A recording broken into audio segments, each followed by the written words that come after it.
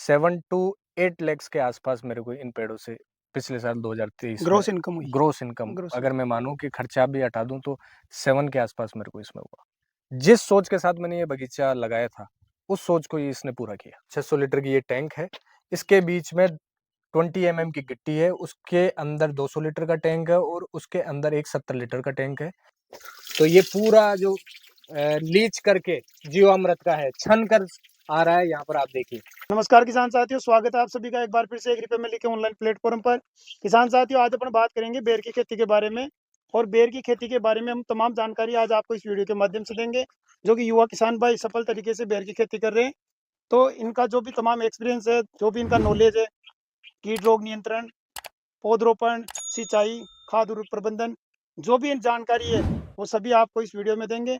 तो बने रहिए इस वीडियो में। वीडियो अच्छा लगे तो लाइक शेयर करें। तो शुरू करते हैं आज का वीडियो। तो सर, सबसे पहले हमारे किसान भाइयों को एक बार अपना छोटा सा परिचय करवा दीजिए। नमस्कार सभी किसान भाइयों को। मैं Shiv Kumar Chaudhary, as a physical teacher मैं पोस्टेड हूँ पीपलू में, और ये मेरा छोटा सा फार्म है सर। आज यहाँ पर विजिट के लिए आए थे, और जो भी है आपके सामने है मेरा एप्पल बेर का ये बगीचा है। तो इसके रिगार्डिंग एप्पल बेर की खेती, इन सूचनाओं से किसी किसान भाई को मदद मिले, यही उद्देश्य से हम ये वीडियो बना रहे हैं। और ये पूरा वीडियो एप्पल बेर को डेडिकेट होगा। इसमें कितनी वैरायटी होती है, कौन कौन सी इसमें समस्याएं आती है, कौन कौन सी हमारे को इसमें ध्यान रखने वाली बातें हैं, वो हम सब इस वीडियो में डिस्कस करेंगे। तो सर, ये बेर का जो बगीचा आपने लगाया, तो इसका कहीं से आपको मोटिवेशन मिला या किसी ने आपको बताया कि आप ये बेर की खेती करो, फायदे का सौदा है?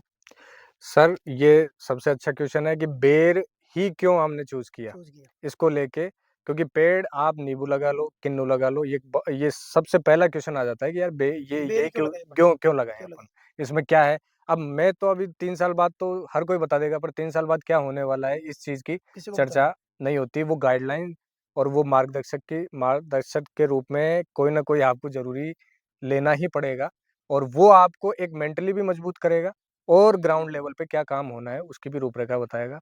इसके लिए मैं धन्यवाद देना चाहूँगा हमारे कृषि यहाँ पर ग्राम सेवक के पद पर थे, और अब डबल एओ की पोस्ट पर एग्रीकल्चर ऑफिसर भी बन चुके हैं, राम अवतार जी मीणा, जिनका 2021 से ही मेरे को मार्गदर्शन प्राप्त है। यहाँ पर जब हमारे डिसाइड हुआ कि यहाँ पर प्लांटेशन करना है, तो उस वक्त जमीन की जो कंडीशन थी उस हिसाब से हमने सर को दिखाया। सर ने आके मौका मुआयना किया, मिट्टी पानी की टेस्टिंग कराई। उसके बाद इन्हीं के मार्गदर्शन से हमने बेर का प्लांट चूज किया कि इस जमीन के हिसाब से, इस बंजर जमीन में भी जब ये बेर हमारे को दे सकता है, हमारे को एक फायदे का सौदा हो सकता है, तो उसके पीछे सर का ही बहुत बड़ा फैसला था, योगदान। सबसे पहले अपना भी परिचय करवा दीजिए आप एक बार छोटा सा। सर, मैं राम अवतार मीणा, कृषि पर्यवेक्षक डाबी जी। मैं सबसे पहले किसान के खेत पर आया तो यहाँ पर बहुत ज़्यादा मतलब खरपतवार की समस्या थी। अच्छा। उबड़-खाबड़ ज़मीन थी।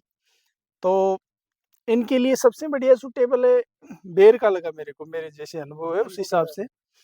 तो इन्होंने मेरी बात भी मानी। उसके बाद में देखो, इनकी बहुत तरह की समस्या आई। ये खरपतवार परेशान करती है बार-बार। तो ये वैसे भी थोड़े मेहनती किसान हैं, तो ये तकनीकी का अच्छा उपयोग किया है इन्होंने।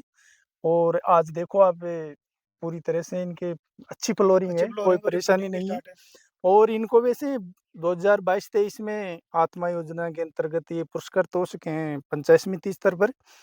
और जैसे भी गवर्नमेंट की कोई भी अगर स्कीम आती रहेगी तो हम वैसे पहुंचाते रहते हैं, इनसे विजिट करते रहते हैं बार-बार। ये आपने फार्म लगा रखा है, हाँ ये सर। मतलब कितने साल से लगा रखा है? अभी प्लांट मतलब कितने साल के हो गए अपने? सर, ये जो फार्म का प्लांटेशन है जुलाई 2021 का है, और ये 3 साढ़े 3 से 4 साल का ये मेरा प्लांटेशन का हो गया। टाइम हो गया है। हाँ तो सर। अभी कितने प्लांट है अपने पास में? मेरे पास सर, मेरे प्लांटिंग में 4200 से 4300 के आसपास प्लांटेशन हुआ था ब्लॉकों में, और मोर्टेलिटी हल्की फुल्की अगर मैं 5-10% हटाऊं तो 3900 से 3950 के आसपास मेरे पास प्लांट अभी लाइव हैं, जो फ्रूटिंग दे रहे हैं, फ्रूटिंग स्टेज पे हैं। हाँ।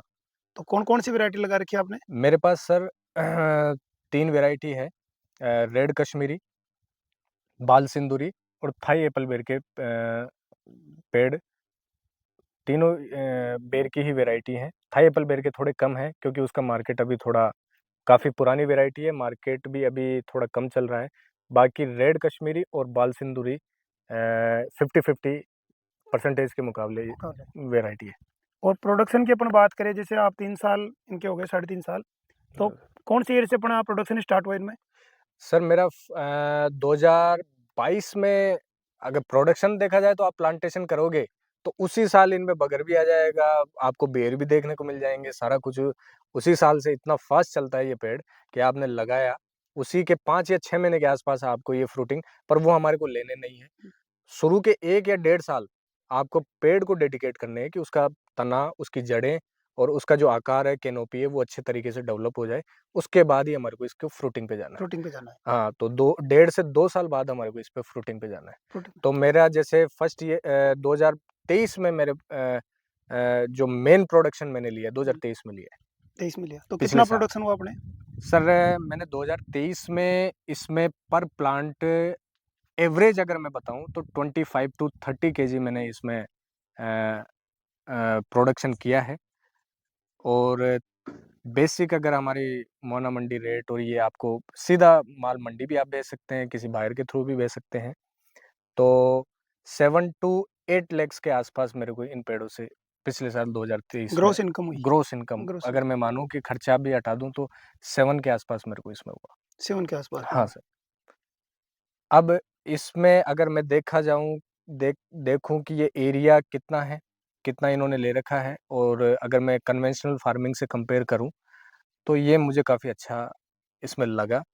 जिस सोच के साथ मैंने ये बगीचा लगाया था, उस सोच को ये इसने पूरा किया। पूरा किया है। और ये अभी तीसरे साल में ही ये प्रोडक्शन है, आगे भी हमें इसको बढ़ाना है। कोई नया किसान भाई अगर बेर का बगीचा लगाना चाहे हुँ, और वो इसके बारे में प्लानिंग कर रहा हो कि मेरे को बेर का बगीचा लगाना है, सही है।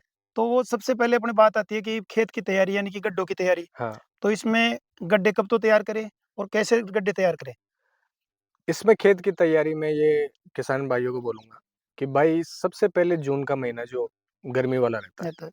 उसमें आप खेत पर 15 बाय 15 के डिस्टेंस पे ये पौधा लगता है। लगता है। क्योंकि आपको लगेगा कि यार ये तो बहुत ज़्यादा डिस्टेंस है, पर ये पौधा इतनी जल्दी ग्रो करता है, तो आपको 15 बाय 15 की डिस्टेंस लेके चलनी पड़ेगी। चल क्योंकि हमारे को इसको 10-12 साल के लिए देखना है। देखना है।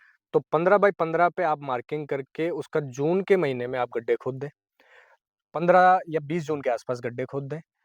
15 या 20 जून के आसपास गड्ढे खोद कर उनको थोड़ा बहुत सोलराइज़ेशन के लिए छोड़ दें कि जो अंदर के बैक्टीरिया वगैरह जो कोई हैं, वो खत्म हो उसमें जाए। खत्म हो जाएँगे। फिर उसके बाद आप उसके चारों तरफ एक-एक पराती 10 किलो के आसपास से गोबर की खाद, 200 ग्राम एसएसपी, 100 ग्राम पोटाश और इस तरीके का मिक्सचर बना के गड्ढों को पैक कर दें। पैक कर दें। पैक कर दें और उसका जो मार्केशन है वो कर दें। उसके बाद जुलाई की फर्स्ट बारिश, पहली बरसात के बाद जब उनमें नमी बन जाए गड्ढों में अच्छी तरीके की, पूरा पेड़ों को आप नर्सरी से मंगाएँ और उनको पूरा जहाँ-जहाँ पर आपने गड्ढे किए हैं वहाँ पर प्लांटेड कर दें। कर दें। जुलाई का महीना इसके लिए सबसे बेस्ट होता है, क्योंकि बरसात में उसमें आपको ज़्यादा पानी वैसे दिक्कत नहीं आएगी। प्लस जुलाई के महीने में आप देखेंगे सूखी लकड़ी में भी फुटान आ जाती है, हाँ जी। तो ये तो पेड़ और बहुत अच्छी ग्रोथ जुलाई, अगस्त और सितंबर, अक्टूबर तक ये पकड़ लेता है, जिससे आपके पेड़ का तना भी मजबूत होता है और इसकी ग्रोथ इतनी अच्छी हो जाती है कि इसको आगे फिर आपको ज़्यादा दवाइयाँ या उसको देने की ज़रूरत नहीं पड़ेगी नहीं फिर, पड़ेगी। नहीं पड़ेगी। पानी इसके लिए बहुत अच्छा, बरसात का पानी में बहुत अच्छी ग्रो करता है ग्रो ये, करता है। बहुत अच्छा ग्रो करता है। और जैसे किसान भाई ने लगा लिया, प्लांटेशन भी उसने कर लिया। हाँ, अब प्लांटेशन करने के बाद में जैसे-जैसे ग्रोथ होती है प्लांट की, तो हाँ, कई प्रकार की इसमें बीमारियाँ भी लगती है। हाँ।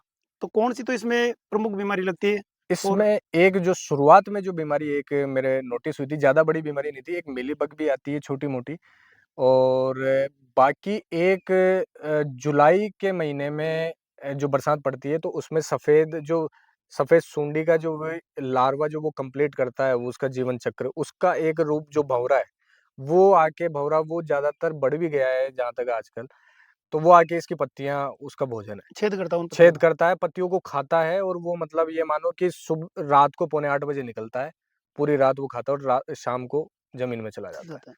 तो वो नीम की पत्तियों को भी खाता है, वो इसकी पत्तियों को भी खाता है, तो हमारे को उससे बचाना है, मसल तो आप किसी भी प्रकार का इंसेक्टिसाइड आप लेकर 1 बारी 2 बारी स्प्रे कर दें, स्प्रे कर जिससे दें। वो जैसे खाएगा पत्तियों को तो वो क्या बोलते हैं, और ज़्यादा भारी इंसेक्टिसाइड लेने की ज़रूरत नहीं है, आप नॉर्मल लेवल का भी आराम से जो मार्केट में बिल्कुल बेसिक लेवल से भी वो मर जाएगा, कर सकते हैं। कोई उसमें दिक्कत वाली बात नहीं है।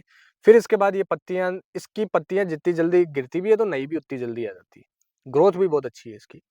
तो वो जुलाई, अगस्त के आसपास ही वो पोर्शन होगा उसका, फिर उसके बाद सितंबर, अक्टूबर, नवंबर, दिसंबर इसको कोई परेशानी नहीं है। कोई परेशानी नहीं। और जिन किसान भाइयों का जैसे ठंड का अगर ज़्यादा है या ठंड से बचाव, जैसे मैं अभी अगर मेरे यहाँ की बात मानूँ, तो यहाँ पर मेरे लिए ठंड एक चैलेंज था।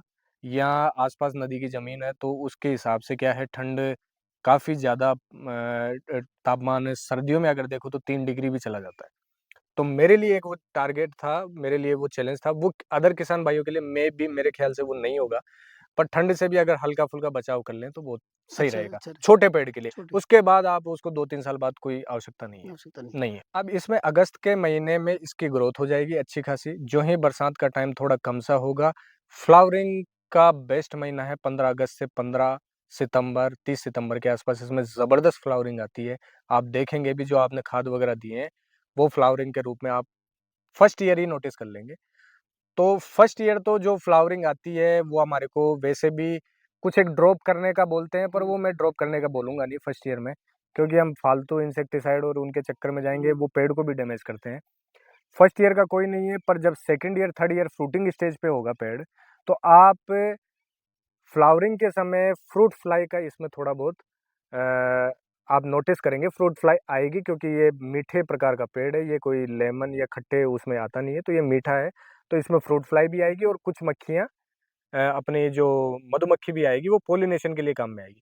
तो आप एक हल्के, बिल्कुल हल्के लेवल का आप कोई सा भी इंसेक्टिसाइड लेके वो स्प्रे कर सकते हैं, या फिर हमने जो एक तकनीक अपनाई कि हमने ये फ्रूट फ्लाई के लिए ट्रैपर का यूज़ हम यहाँ पर ज़्यादातर यहाँ करते हैं। क्योंकि एक थोड़ा इंसेक्टिसाइड से ये खतरा ज़्यादा रहता है कि भाई पॉलिनेशन के टाइम पे जो नेचुरल मधुमक्खियाँ हैं, वो भी एक बारी कहीं बगीचे से चली नहीं जाए, खत्म हो तो जाएगी वो। खत्म हो जाए, उनको डैमेज नहीं हो। फ्रूट फ्लाई तो अपन भेज देंगे, पर अगर जो नेचुरल मक्खियाँ हैं, अगर वो चली गई, पॉलिनेशन नहीं तो होगा। पॉलिनेशन नहीं हो पाएगा फिर। सर प्लांटेशन करने के बाद में सबसे मेन रहता है कि सिंचाई, भाई पौधों को अपन कब पानी दें हुँ। ताकि अपनी ग्रोथ भी अच्छी हो और जड़ वगैरह इनकी वो गलन हो जाती है कई बार ज़्यादा पानी देने हाँ, से, हाँ। तो वो समस्या भी अपने नहीं हाँ, आई। सिंचाई का आपने बहुत अच्छा पूछा सर। इसमें सिंचाई का ये है कि कुछ लोग चाहते हैं कि ओपन फार्मिंग में चले जाएँ। मैं सजेस्ट करूँगा लोगों को कि अगर ये ड्रिप इरिगेशन पे जाएँ, क्योंकि आगे अगर आपको कोई फर्टिलाइज़र वगैरह भी देना है, ये झाड़ी की तरह है, ये फैलेगा, फिर आपको उसका थाला जो है अंदर का, अंदर का। वो दिखेगा ही नहीं, आप ना तो वहाँ पहुँच सकते। सही। अगर आपके पास ड्रिप होगी तो आप अपने पानी की मात्रा से, पानी के साथ ही दवाइयाँ या फर्टिलाइज़र वगैरह जो फ्रूट्स वगैरह को जिन्हें माइक्रो न्यूट्रिएंट्स देने होंगे, वो आप दे सकते हैं। तो मैं सजेस्ट करूँगा कि फर्स्ट ईयर से ही आप, क्योंकि एक बारी वो खर्चा होना है जो भी है, फर्स्ट ईयर से ही आप ड्रिप पे जाएँ। ड्रिप इरिगेशन का जब आप ऑप्शन अडॉप्ट करते हैं, तो उसी के साथ में इसमें आपको शुरुआत के टाइम पे, जैसे जुलाई के महीने में बरसात स्टार्ट हो जाती है, अगर बरसात अच्छी है, तो आपको पानी देने की ज़रूरत है ही नहीं। है नहीं। और अगर बरसात अगर रुक के या थोड़ा गैप ले रही है, तो शुरुआत के जब पेड़ छोटा है हमारा, तो उस टाइम पे हर 10 दिन, 15 दिन में, पहली बात तो इसको पानी की आवश्यकता ज़्यादा नहीं है। तीसरे साल के बाद तो आप इसमें से शायद ड्रिप आपके सिर्फ़ और सिर्फ़ माइक्रो न्यूट्रिएंट या कुछ फर्टिलाइज़र वगैरह देने के ही काम में आएगी। बाकी आपको पूरे साल ये किसी भी पानी की डिमांड आपसे नहीं नहीं करेगा। करेगा। भरी जून में 50 डिग्री टेम्परेचर में भी हमने जब कटाई हो जाती है इसकी, तो हमने 1 बूंद पानी की नहीं दी।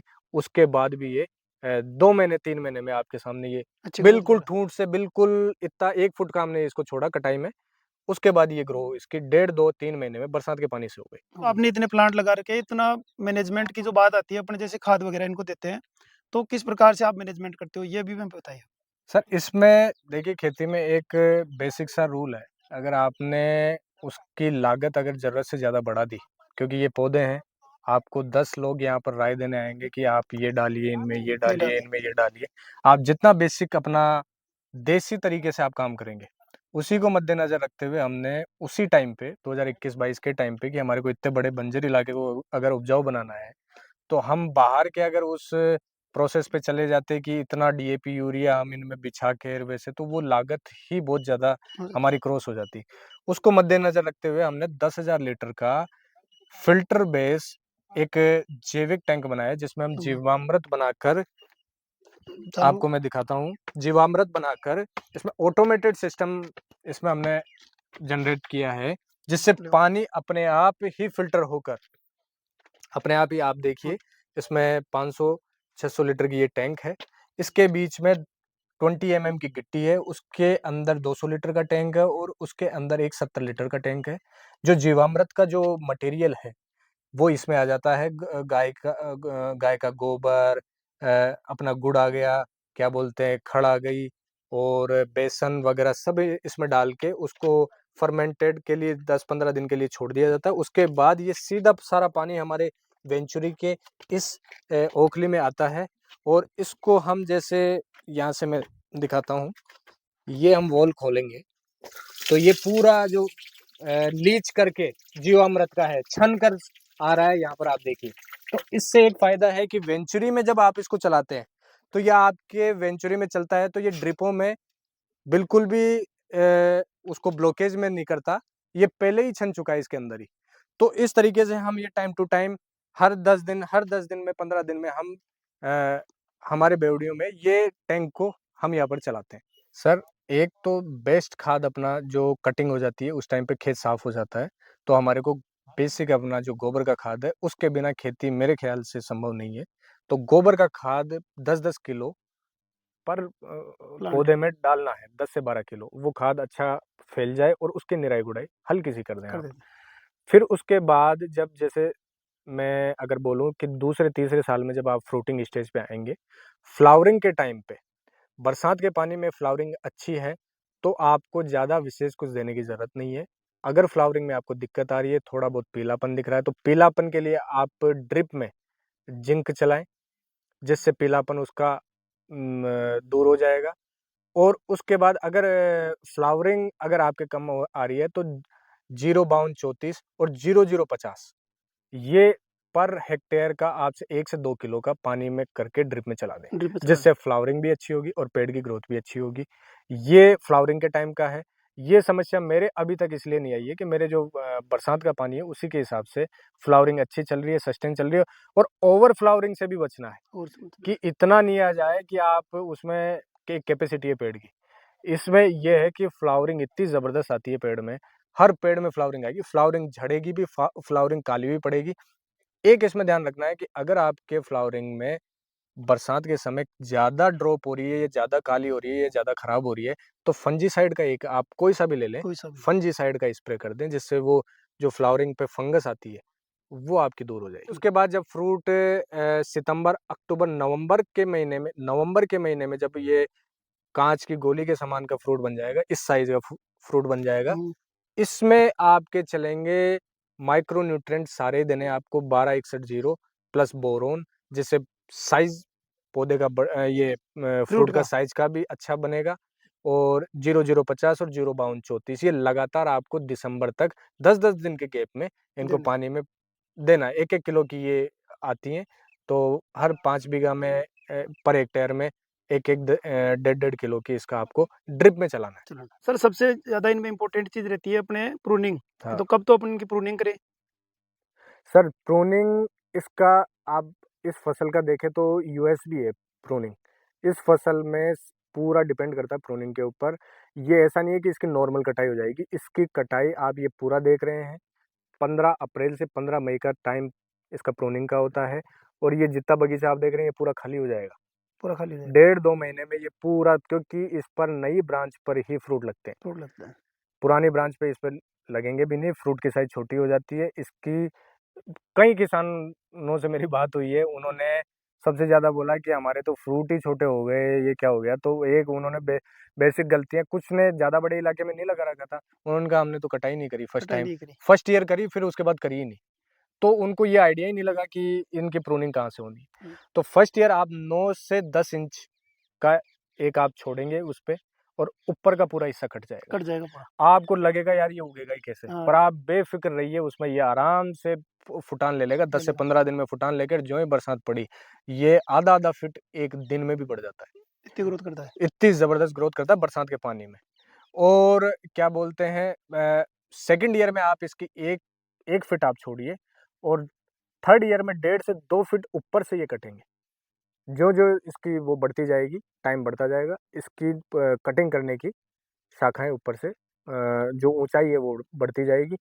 फर्स्ट ईयर आपने एक काटा, उसमें से 4 का वेजिटेटिव ग्रोथ आएगी। ग्रोथ आएगी, और सेकंड ईयर आपने 4 काटे तो उसमें से 16 या 32 भी निकल सकते हैं। अब आपको एक ये ध्यान रखना है कि अगर ज़्यादा कल्ले निकल रहे हैं उसमें से, तो आपको वो कम भी करनी पड़ेगी, उस फुटान को आपको हटाना भी हटाना पड़ेगा। पड़ेगा। अगर क्योंकि ज़्यादा फुटान इसलिए बेकार है कि वो फ्रूट साइज़ को इफ़ेक्ट करेगा, छोटा रहेगा, क्योंकि हर पेड़ पे फ्रूट लगेगा इस पे, लगेगा।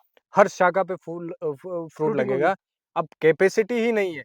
मेरे भी कई कभार हो जाता है कि मतलब डाली ही टूट के गिर गिर गई, वो जाती है। टूट के ही अलग हो गई है फ्रूट के दबाव के कारण।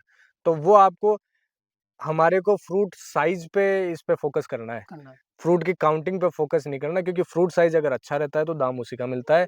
और अगर बेर की साइज़ बड़ी नहीं है, क्योंकि हम तो वो तो फिर जंगल में भी मिलते हैं छोटे मिलता है साइज़ के छोटा तो। साइज़। तो बेर की साइज़ अगर बड़ी नहीं है, लोग ऐसे सोचते हैं कि यार बेर क्या बोलते हैं, हम तो बहुत ज़्यादा लग गए। फर्स्ट ईयर मेरे साथ भी हुआ, एक बेवड़ी पे बहुत ज़्यादा 50-60 किलो का मेरे को लग रहा था कि इस पे लग गए, पर वो इतने लग गए कि वो साइज़ भी नहीं ले पाए और पके भी नहीं, और वो मतलब वो वैसे की वैसे ही सीज़न ही निकल गया, और मैं देखता रह गया कि यार ये 5-10 बेवड़ियाँ जो मुनाफे का सौदा होनी थी, ये तो घाटे का सौदा हो गई। तो उसमें आप बिल्कुल भी वो मत करिएगा, किसी पे कम लग रहा है, किसी पे ज़्यादा ज़्यादा लग लग रहा रहा है, वो अपने आप साइज़ ले लेगा, है। उसकी कैपेसिटी के हिसाब से। ठीक है। पेड़ को अपनी सेल्फ कैपेसिटी पता होती है, एक्स्ट्रा उस पे लग जाता है तो वो फ्रूट हटा देता हटा है, दे उसकी कैपेसिटी ठीक है, तो वो फ्रूट को सस्टेन रख लेता लेता है। है। तो अपन बात करें सर उत्पादन की, तो इस साल जो आपके उत्पादन की जो उम्मीद है आपको, हुँ, तो पूरे प्लांटों से बात करें अपन पर प्लांट के हिसाब से, हुँ, और टोटल इनकम हुँ। कितनी हो जाएगी आपकी इस बार? ये बहुत अच्छा क्वेश्चन है सर। अब इसमें ये है कि जो पर प्लांट आपने पहली बात तो मैं किसान भाइयों को ये बोलना चाहूँगा, अगर आपने पेड़ की अच्छी वो करी है तो उत्पादन के लिए तो आपको 1% भी इसमें डरने की ज़रूरत नहीं है। ये राजस्थान का ही पेड़ है। राजस्थान कृषि वैज्ञानिकों द्वारा बहुत अच्छी तैयार की गई वैरायटी है। बेर राजस्थान का एक ये माना जाता है कि मतलब क्या बोलते हैं कि यहाँ पर अगर मैं सेव सेम अब की तुलनाएँ देते हैं अपन, तुलना देते हैं कि ये हमारे लिए सेव के सेम बराबर के है। बराबर है। काफ़ी इसकी दूसरी बात, पहली बात तो प्रोडक्शन के लिए कोई आपने पूरे फॉलो कर लिए, पूरा खाद वगैरह सब कुछ लगा दिया, तो प्रोडक्शन से नहीं डरना है। दूसरी बात, आपको इसको मार्केट को लेकर भी चिंतित नहीं होना नहीं होना। है। मार्केट भी इसका भरपूर मुआना मंडी में आपको अच्छा खासा रेट मिलेगा। तीसरी बात, सारे वो करने के बाद, सब कुछ करने के बाद एक पेड़ की अच्छी ग्रोथ अगर आपने ले ली है, उसके बाद मैं आपको तीसरे साल आपको पर प्लांट मिनिमम 15 से 20 किलो तो आपको लेना ही लेना स्टार्ट हो जाएगा है। इतना। स्टार्ट तो 15 से 20 किलो, 15 किलो मिनिमम मैं आपको मानता हूँ। और 15 किलो, मैं ऐसे नहीं कहूँगा आपने 1000 प्लांट लगाए तो 1000 सभी प्लांट पे ही आएगा, एवरेज वो बैठ लमसम जाएगा, बैठ किसी जाएगा। पे ज़्यादा, किसी किसी पे ज़्यादा, किसी पे कम, 10 से 15 किलो आपका दूसरे साल तीसरे साल में आपको प्रोडक्शन स्टार्ट हो हो जाएगा। जाएगा। और जो ये पेड़ ग्रो करेगा आगे, जैसे अगले साल जैसे मेरा अभी चौथा साल है, फोर्थ हार्वेस्टिंग है। फर्स्ट हार्वेस्टिंग हमने ड्रॉप कर दी, सेकंड हार्वेस्टिंग मेरी 40 से 50 हज़ार की रही थी सेकंड हार्वेस्टिंग। थर्ड हार्वेस्टिंग 7 के आसपास पहुंच गई थी। और ये इस साल की हार्वेस्टिंग अगर मैं एस्टिमेटेड करूं, एस्टिमेटेड सारा कुछ अगर मेरा सही बैठ जाए, तो 10 क्रॉस अगर कर लें तो बहुत अच्छी बात 10 लाख क्रॉस हो जाएँगे। है। 10 लाख के आसपास ये मैं एक्सपेक्टेड हूँ। अब ये इसमें 19-20। 19-20 जो भी है, मौसम है, हाँ, सही है। आखिर खेती मार्केट है। मार्केट के हिसाब से 2 साल से तो मैं जो प्राइस मैंने देखी है, वो अच्छी प्राइस है बेर के लिए, इन्वेस्टमेंट के हिसाब से। क्योंकि इसमें जो आपको इतना कुछ नहीं करना है, इतनी दवाइयाँ नहीं लगानी है, इसमें इतना आपको रोग नहीं आते हैं। जैसे अमरूद की अगर करें तो निमाटोड आ जाता है, तो उसकी 10-10 हज़ार लीटर की तो दवाइयों के उसको आप उसमें लगाने लगानी पड़ेंगे पड़ेगी। आपको। इसमें आपको न तो निमाटोड आएगा, देसी बेर की जड़ होती है, आप बेर की गुठली फेंक देते हैं, वहाँ बेर उग जाती हो है, जाती उसी के ऊपर कलम से तैयार किया हुआ पेड़ है। है। तो ग्राफ्टेड इसमें है, ग्राफ्टेड है, ग्राफ्टेड प्लांट है। ग्राफ्टेड प्लांट है। तो उस हिसाब से आपके न तो जड़ों में बीमारी आने वाली है, और ऊपर भी इतनी कोई विशेष बीमारी नहीं आएगी। बेर, आप जंगल में बेर का पौधा उगा रहता है, उसको कोई कुछ नहीं देने वाला, फिर भी उसके आप लदे-लदे उसमें आप बेर देख लेते हैं, तो इसकी आपने हल्की-फुल्की भी वो कर ली, इनकी तैयारी। देखभाल कर ली, तैयारी कर ली, तो वो बहुत अच्छा प्रोडक्शन ओके। दिया, बहुत। तो किसान साथियों, युवा किसान भाई द्वारा आपको बेर के बारे में तमाम जानकारी दी गई। प्लांटेशन से लेके तुड़ाई तक की संपूर्ण प्रक्रिया के बारे में आपको बताया गया। तो अगर आप भी अगर प्लांटेशन बेर का करना चाहते हो, तो इन किसान भाई के द्वारा बताई गई जानकारी को फॉलो करके आप जो टेक्निक है उनको काम में लेके अच्छी खेती कर सकते हो और अच्छा उत्पादन ले सकते हो। वीडियो अच्छा लगे तो अधिक से अधिक किसान भाइयों तक शेयर करें। मिलते हैं फिर ऐसी एक नई वीडियो में। तब तक के लिए जय जवान, जय किसान।